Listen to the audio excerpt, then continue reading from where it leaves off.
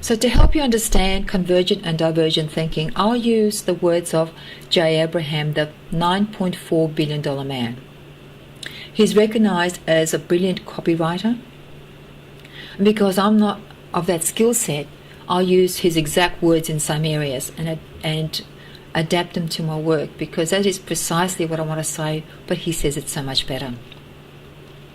The real question, he says, is why people fail to recognize the obvious. And he quotes Cornell. I don't know Cornell, but I'll use his words he's quoting. Most incompetent people don't know they are incompetent. They tend to be blissfully self-assured. It is because the skills required for competency are the skills necessary to recognize competency. That is convergent thinking. But there is a concept called divergent thinking, which is the opposite of convergent thinking. Convergent thinking is when all you think about is what you know, where all you think about is the areas of your interest, where all you think about is the career and activities. Now, divergent thinking is where you interact with people on every level and everything else that you've never known about before. You've never thought about before, you've never considered before, because that when you expand your understanding, then that is possible. This is applied across the board, whether it's your business, relationships with children, intimacy with your partner. In all concepts, it's called optimization. It's a high standard, the best use, the highest and the best outcomes, the highest and the best results, the biggest impact from every action you take and every effort you make, every interaction with everybody. Most people in life accept the very suboptimal level of performance and achievement. Now he continues to say there is no shame in moving below your capacity, if you don't know any better.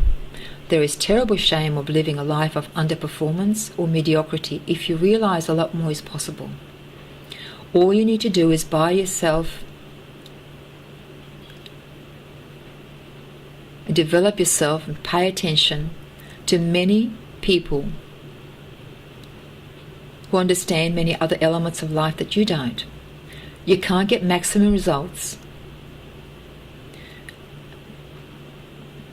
with less than reasonable understanding of the options of alternatives, approaches in different possibilities available outside your current known perspective. There's no way you can get that understanding if you stay focused on tunnel vision of convergent thinking. Now, this is what I found in natural health community as well, as I observed. We have to expand our thinking. My growth came in my life because I had a terrible childhood. I questioned how I was treated. And I wanted far better than the limited options my family and their circle of friends were confined to. I wanted better options than what I saw in the general world. The incompetent, he says, suffer doubly. J. Abraham continues, because first of all they reach erroneous conclusions that make them delighted, and they make really bad choices. Their incompetence robs them of their ability to recognize reality. Socrates said, "A life unexamined is a life not worth living." And J. Abraham says, "A business unexamined is a business not worth having." He continues,